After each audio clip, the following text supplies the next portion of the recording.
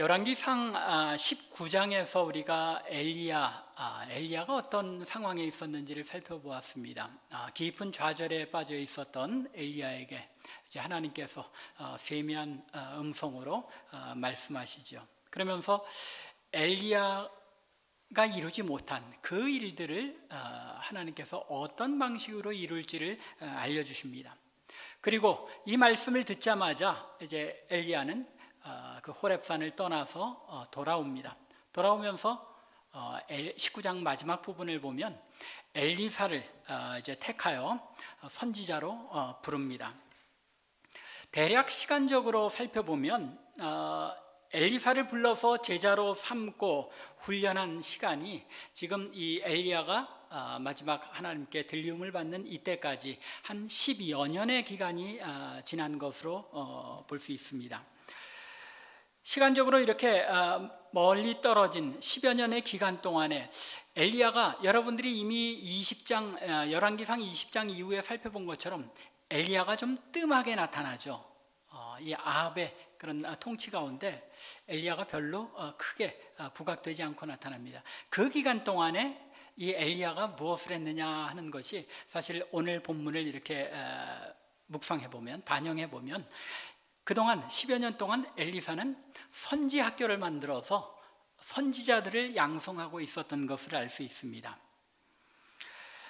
하나님께서 7,000명의 바알에 무릎 꿇지 않은 신실한 자들이 있음을 엘리야에게 알려주셨죠.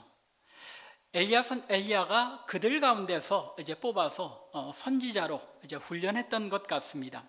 오늘 우리가 읽은 본문에서 보는 것처럼 엘리야가 베델과 여리고의 선지 생도들, 선지자의 제자들을 방문한 것을 보면 베델과 여리고에 신학교가 있었던 겁니다. 선지자들을 길러내는 신학교가 있었던 것입니다. 그뿐만 아니라 아마도 이스라엘의 곳곳에 중요한 곳에 선지자들을 양성하는 그런 학교들을 세우고 순회하면서 엘리야가 10여 년간 가르쳤던 것 같습니다. 아합의 통치로 인해서 무너진 이스라엘의 신앙을 개혁하고 하나님 나라를 다시 세워갈 수 있도록 믿음의 사람들을 훈련시키는 일에 엘리야가 마지막 10여 년을 몰두했던 것을 알 수 있습니다. 그리고 마침내 이런 훈련을 통해서 준비된 엘리사에게 이스라엘을 대표할 선지자의 직분을 넘겨주는 모습이 오늘 본문에 등장합니다. 마지막으로 자신이 세상을 떠날 날이 가까이 온 것을 알게 되자 엘리야는 제자 엘리사와 함께 여행을 떠납니다. 그런데 이 여행이 조금 이상한 여행입니다. 말하자면 스승 엘리야가 제자 엘리사와 마지막 이별을 위한 여행을 떠납니다. 이별 여행이죠. 그런데 이 여행에 나타난 모습들이 조금은 우리가 생각하기에는 조금은 어색하고 이상한 모습들이 나타나고 있다는 것입니다. 이 여행이 아주 중요한 의미를 지니는 여행이라는 사실에 대해서는 의문의 여지가 없을 것입니다. 왜 그렇죠? 성경에 보면 모세도 그렇고 또 여호수아도 그렇고 자신의 그 부르심 받을 날이 가까운 것을 알게 되면 백성들을 불러 모아서 자신의 유언을 전하는 그런 모습들이 성경에 기록된 것을 알 수 있습니다.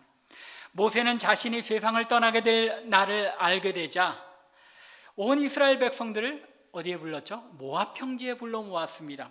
그리고 신명기 전체, 신명기 34장까지의 그 내용 전체에 해당하는 5개의 이제 설교를 행하면서 이스라엘 백성들에게 하나님의 율법에 따라서 믿음을 지켜나갈 것을 신신당부합니다. 그리고 여호수아에게 지도권을 이제 이양합니다.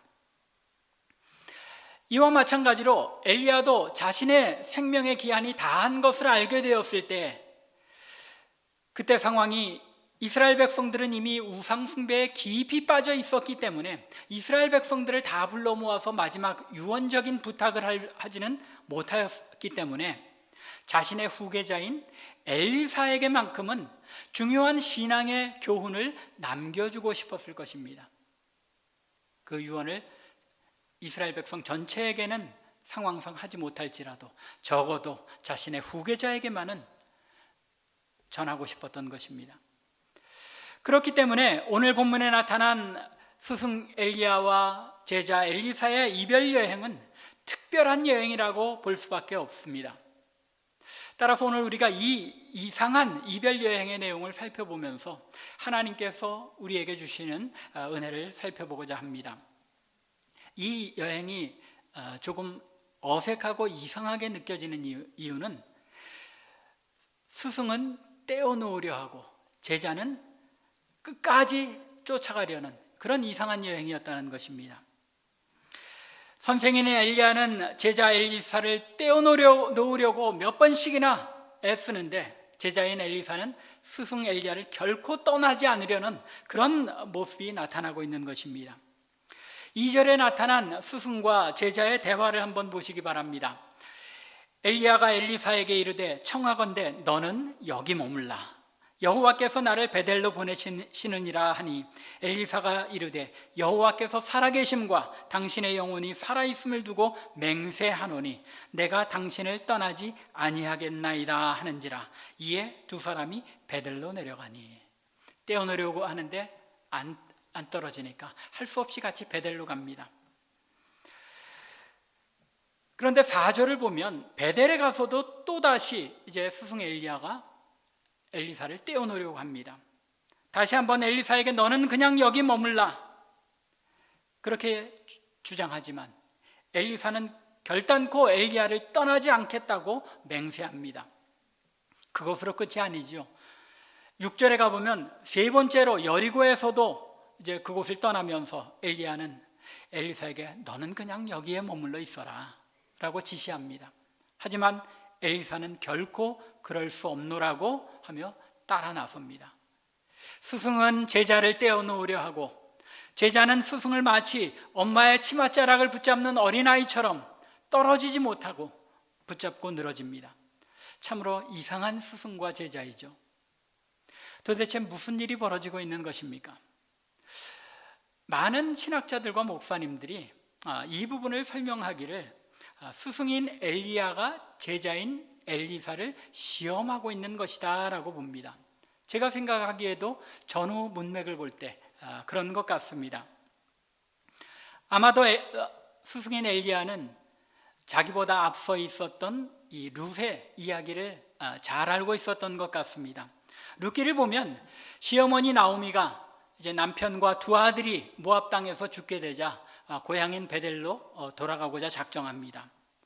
그때 이제 모압 출신인 두 며느리들을 불러서 이제 너희들도 고향으로 돌아가라. 나는 고향 베델로 돌아가니까 너희들은 너희의 고향인 모압 땅으로 고향으로 돌아가라라고 지시합니다. 그때 두 며느리가 시어머니를 붙들고 결코 그럴 수 없느라고 울며 매달립니다. 그래도 시어머니인 나오미가 두 며느리 오르바와 룻에게 재차 떠날 것을 명령하자 이제 오르바는 첫째 며느리인 오르바는 고향으로 돌아갑니다. 하지만 룻은 나오미를 떠나지 않고 끝까지 붙잡습니다. 세 번째 시어머니인 나오미가 자신을 떠나라고 강권할 때에 룻이 1장 16절과 17절에 보면 이렇게 대답합니다. 내게 어머니를 떠나며 어머니를 따르지 말고 돌아가라 강권하지 마옵소서. 어머니께서 가시는 곳에 나도 가고 어머니께서 머무시는 곳에 나도 머물겠나이다. 어머니의 백성이 나의 백성이 되고 어머니의 하나님이 나의 하나님이 되리니 어머니께서 죽으시는 곳에 나도 죽어 거기 묻힐 것이라. 만일 내가 죽는 일 외에 어머니를 떠나면 여호와께서 내게 벌을 내리시고 더 내리시기를 원하나이다 하는지라. 이렇게 맹세하며 여호와 하나님을 향한 그 신앙을 고백하면서까지 매달리자 시어머니 나오미가 다시는 룻에게 떠나라는 말을 하지 않습니다. 그리고 룻은 큰 하나님의 축복 가운데 다윗의 조상이 되죠. 엘리야는 제자 엘리사가 얼마나 신실하게 자신을 붙여주며 여호와 하나님을 섬기며 자신에게 맡겨진 사명을 끝까지 잘 감당하려는 각오를 가지고 있는지를 시험해 본 것입니다. 마치 나오미가 떠나라고 할 때 떠나지 않고 끝까지 붙여준 룻이 각오를 가지고 결단을 가지고 하나님의 백성 중에 거하는 축복된 여인이 되었던 것처럼 이 엘리야도 이 루스의 이야기를 마음에 떠올리며 3번에 걸쳐 시험을 했던 것입니다. 이 3번에 걸쳐 시험한다는 것이 공교롭게도 마태복음에 가면 예수님께서도 사탄에게 몇 번 시험을 받으시죠? 3번의 시험을 받으시는 겁니다. 엘리사 역시 이러한 스승의 마음을 잘 알고 또한 루스의 이야기도 잘 알고 있었습니다. 그래서 자신이 하나님 앞에 맹세하면서까지 끝까지 이 스승 엘리야를 붙여준 것입니다. 베델과 여리고에 있는 선지자의 제자들이 하나님께서 엘리야를 데려갈 것을 알고 있느냐고 엘리사에게 물었을 때 엘리사가 무엇이라고 대답합니까? 나도 알고 있으니 잠잠하라고 말합니다. 무슨 이야기입니까? 나도 다 생각이 있으니까 가만히 지켜보시라는 겁니다. 엘리사도 마음에 자신이 엘리야를 끝까지 붙여주면서 어떤 모습으로 스승에게 마지막 모습을 보여야 할지를 생각하고 있었던 것입니다.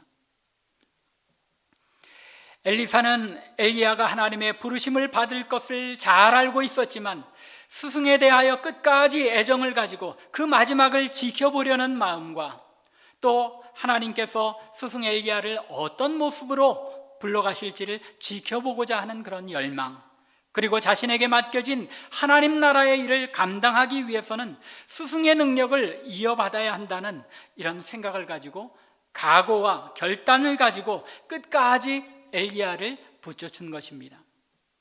그 결과 엘리사는 스승 엘리야의 시험에 통과하죠. 하나님의 시험에도 통과한 것입니다. 그러자 엘리야가 엘리사에게 한 가지 청을 들어주겠나라고 합니다. 9절을 보시기 바랍니다. 건너매 요단 강을 이제 건넜죠. 엘리야가 엘리사에게 이르되 나를 내게서 데려감을 당하기 전에 내가 내게 어떻게 할지를 구하라. 엘리사가 이르되 당신의 성령이 하시는 역사가 갑절이나 내게 있게 하소서 하는지라. 마치 솔로몬의 기도 같지 않습니까? 솔로몬이 1000번제를 하나님께 드리자 하나님께서 솔로몬에게 뭐라고 하십니까? 한 가지 청을 들어주겠다. 솔로몬이 하나님께 무엇을 구합니까? 하나님 나라를 잘 다스릴 수 있는 지혜를 주시기를 간구합니다. 엘리사도 이와 같이 스승 엘리야가 한 가지 청을 들어주겠노라고 하자 자신을 위한 청이 아니라 하나님 나라의 일을 잘 감당하기 위해 성령을 갑절이나 부어주실 것을 청한 것입니다. 어떤 목사님들은 이 엘리사가 굉장히 욕심이 많았다, 엘리야보다 2갑절이나 되는 성령의 역사를 간구한 것이 그런 욕심 아니냐라고 말씀하기도 합니다. 그런데 사실 이 구절은 그런 의미라기보다는 신명기 21장을 보면 장자의 권리가 나옵니다. 장자는 유산을 받을 때에 어떻습니까? 2 몫을 받게 돼 있죠. 갑절을 받게 돼 있는 겁니다. 엘리사가 엘리야에게 당신에게 임하였던 성령의 갑절을 주시기를 원합니다 라고 말했다는 것은 합당한 승계자, 장자가 그 집안을 이어가는 것처럼 엘리야의 그 선지자로서의 그 권능을 자신이 물려받음으로 합당한 승계자가 되기 위한 요청이었던 것입니다. 선생님, 나에게 갑절이나 되는 영을 부어주심으로 선생님이 하셨던 그 선지자의 직분을 나도 잘 감당하게 하여 주시옵소서 하고 간청하였다는 것입니다. 성도 여러분들, 여러분들의 기도와 간구는 어떻습니까? 하나님을 향한 여러분들의 청은 무엇입니까? 혹시 나 자신과 나의 가족 그리고 나의 영달을 위한 그런 기도가 아닙니까? 아니면 하나님의 뜻을 이루고자 하는 간구입니까? 여러분들, 우리의 어버이 주일을 맞이해서 여러분들의 자녀들을 위하여 무엇을 간구하며 기도하십니까? 여러분들의 자녀들이 이 세상에서 물질적으로 명예와 권세가 승승장구하기를 위해서 기도하십니까? 기도의 제목을 바꾸시기 바랍니다. 우리의 자녀들이 하나님을 올바로 알고 하나님 나라에 쓰임받는 자녀들이 되게 하여 주시옵소서라고 우리의 기도의 제목들이 바뀌어야 할 줄로 믿습니다. 하나님 나라와 하나님의 의를 구하는 기도가 되어야 한다는 것입니다. 지혜를 구했던 솔로몬에게 그 밖의 영화까지 주신 것처럼 스승 엘리야에게 갑절의 성령의 역사를 구한 엘리야에게 하나님께서는 엘리야에게 임하였던 성령의 능력을 엘리사에게 주십니다. 그리고 그로 하여금 우리가 이제 이후에 살펴보게 될 것처럼 선지자의 직분을 잘 감당하게 하신 것을 우리는 알고 있습니다. 너희는 먼저 그의 나라와 그의 의를 구하라. 그리하면 이 모든 것을 너희에게 더하시리라 하고 우리 주님께서 약속하셨죠. 그것처럼 우리의 기도의 제목이 하나님의 뜻을 구하고 하나님 나라의 의를 위해서 기도할 때 하나님께서 여러분들의 기도에 차고 넘치게 응답하실 줄로 믿습니다. 하나님 나라와 그의 의를 구하는 저와 여러분들의 기도가 되기를 주님의 이름으로 간절히 축원합니다. 두 번째로 이 여행이 이상한 여행인 것은 여행의 경로입니다. 여러분들이 엘리야가 엘리사와 함께 간 경로를 추적해 보셨는지 모르겠습니다. 엘리야는 길갈에서 출발합니다. 그리고 베델을 거쳐서 여리고로 간 후에 다시 요단강을 건너갑니다. 그리고 요단강 동편에서 하나님께 이제 들리움을 받습니다. 이스라엘 땅에 길갈이라는 곳이 한 두어 곳 있습니다. 그래서 어떤 길갈이냐에 대해서 이제 학자들의 의견이 다양한데 여기에 언급된 길갈은 신명기 11장에 언급된 길갈입니다. 신명기 11장 30절에 기록된 것처럼 에발산과 그리심산 맞은편에 있는 길갈, 그곳이 오늘 본문에 나타나는 길갈인 것 같습니다. 그렇게 판단할 수 있는 이유는 이제 이하의 설명을 여러분들이 들어보시면 그렇겠구나, 그 길갈이겠구나 하고 이해가 가실 줄로 생각됩니다. 자, 그러면 길갈에서 베델로, 베델에서 여리고로, 또 여리고에서 요단강 건너편으로 간 엘리사와 엘리야의 이 여행 경로는 사실 아주 흥미로운 그런 경로입니다. 왜냐하면 이 행로는 이스라엘 백성들이 여호수아의 지도 아래 요단강을 건너서 가나안 땅을 정복하였던 그 초기의 경로를 거꾸로 되밟아 간 것이기 때문입니다. 여호수아서 3장을 보면 드디어 이스라엘 백성들이 갈라진 요단강을 마른 땅처럼 건너서 이제 요단 서편으로 건너갑니다. 그리고 이제 4장과 5장에 보면 길갈에서 정돈을 하죠. 재정비를 하고, 그리고 6장에 가면 이스라엘 백성들이 싸움 한 번 하지 않고 여리고성을 하루에 한 번씩 돌고 마지막 7일째는 7번을 돌자 어떻게 됩니까? 그 여리고성이 무너져 내립니다. 그런데 7장으로 들어가면서 좀 이상한 일이 벌어지죠. 베델 옆에 있는 아이성에서 아간의 범죄로 말미암아 이스라엘 백성들이 점령에 실패하게 됩니다. 여기에 베델 곁에 있는 아이성이라고 언급이 되는 것을 봅니다. 하지만 8장을 보면 다시 전열을 가다듬고 두 번째 시도한 전투에서 이스라엘 백성들이 아이성과 베델 사이에 매복해서 승리를 거둡니다. 아이성을 정복하게 된 것입니다. 그리고 나서 길갈 건너편 에발산에서 여호수아가 이스라엘 백성들을 모아놓고 율법을 다시 낭독하는 것입니다. 오늘 본문에서 엘리야가 엘리사를 데리고 여행한 경로가 대강 여호수아서 3장부터 8장에 나타난 이스라엘의 가나안 점령의 경로를 거꾸로 되밟은 경로라는 것입니다. 심지어 엘리야가 겉옷으로 요단 강물을 쳐서 강이 갈라지게 하여 엘리사와 함께 마른 땅을 건너는 일까지도 동일하게 일치하는 것입니다. 그러면 왜 이 가나안 땅을 정복했던 초기의 경로를 되밟아서 엘리야가 엘리사와 함께 여행한 것입니까? 여기에는 중요한 이유가 있습니다. 엘리야는 북이스라엘의 신앙 상태가 어떤 처지에 있었는지를 염두에 둔 것입니다. 그리고 제자 엘리사가 앞으로 이루어야 할 사명이 어떤 것인지를 사랑하는 제자에게 알려주기를 원했기 때문에 이 초기 정복 경로를 되밟아갔다는 것입니다. 이스라엘 땅에 이미 여호와 하나님을 섬기는 신앙이 너무나도 쇠퇴하고 우상 숭배에 충만해 있었기 때문에 마치 그 옛날 이스라엘 백성들이 여호와를 섬기는 신앙이 전혀 없었던 가나안 땅을 하나하나 정복해 나가며 그 땅에 여호와 하나님을 섬기는 신앙을 심어갔던 것처럼 앞으로 이루어질 엘리사의 사역은 여호와께서 참 하나님이심을 그 땅에 선포하며 그 신앙을, 여호와 하나님을 섬기는 신앙을 되살리는 사역이 될 것임을 엘리사에게 미리 알려주기를 원했던 것입니다.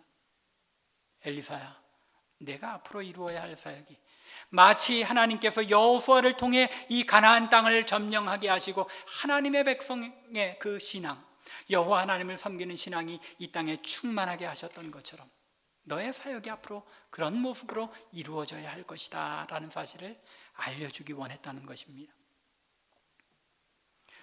뿐만 아니라 그 옛날 이스라엘 백성들로 하여금 언약에 따라서 가나안 땅을 정복하게 하셨던 그 하나님의 신실하심을 다시금 엘리사로 하여금 기억하게 하려는데 그 의도가 있었습니다. 엘리야는 제자 엘리사에게 그에게 맡겨진 사명이 어떤 것인지를 분명하게 심어주고 신실하신 하나님께서 이 일을 이루실 것이다 라고 그에게 알려준 것입니다. 그리고 엘리사는 스승인 엘리야의 뜻이 어디에 있었는지를 알았기 때문에 새로운 각오와 다짐을 가지고 요단 강물을 가르고 다시 여리고로 돌아온 것입니다. 스승이 원하는 그 경로대로 요단강을 건너고 다시 여리고로 돌아왔다는 것입니다. 엘리사의 세대에는 그 세대를 위한 가나안 정복이 다시 있어야 한다는 사실을 엘리야는 분명하게 알려주고 있는 것입니다. 성도 여러분, 모든 세대의 그리스도인들에게는 그 세대에 그리고 각 사람마다 맡겨진 가나안 정복이 있습니다. 여러분들에게도 이 가나안 정복, 하나님께서 여러분들로 하여금 정복하게 하시기를 원하는 가나안이 있다는 사실을 분명히 아셔야 한다는 것입니다. 여러분에게 맡겨진 가나안 정복은 무엇입니까? 여러분에게 맡겨진 소명은 무엇입니까? 또 우리 참빛교회를 하나님께서 이루시면서 우리에게 맡겨주신 가나안 정복의 소명은 무엇인지 생각해 보아야 한다는 것입니다. 나에게 맡겨진 소명, 하나님의 뜻이 무엇인지 잘 분별하여 깨닫고 그 일을 잘 감당하여 내게 맡겨진 가나안을 정복함으로써 나에게 맡겨진 하나님의 일을 잘 이루어드리는 저와 여러분들 그리고 우리 참빛교회 되기를 주님의 이름으로 간절히 축원합니다. 마지막 이 여행의 이상한 점은 엘리야가 제자 엘리사에게 보여준 기적과 그의 승천의 모습에서도 나타납니다. 이 부분은 이상한 모습이라기보다는 사실 잘 이 말씀을 통하여 하나님께서 우리에게 주시는 그 말씀의 의미가 무엇인지를 깨달으라는 것입니다. 여리고를 건너면서 엘리야는 자신의 겉옷을 둘둘 말아서 그것으로 요단 강물을 내리쳐서 물이 갈라지게 하고 엘리사와 함께 마른 땅처럼 건너갑니다. 엘리사가 스승 엘리야에게 갑절의 성령을 구하였을 때 엘리야는 제자인 엘리사가 마지막에 하나님께서 자신을 데려가는 것을 내가 그걸 지켜보게 되면 너에게 그 일이 이루어지리라고 애매한 대답을 합니다. 10절 말씀이죠. 이르되 내가 어려운 일을 구하는도다. 그러나 나를 내게서 데려가시는 것을 내가 보면 그 일이 내게 이루어지려니와 그렇지 아니하면 이루어지지 아니하리라 하고, 엘리야 자신도 엘리사가 간구한 그 청이 이루어질지 이루어지지 않을지 확신하지 못하였다는 이야기죠. 왜 그렇습니까?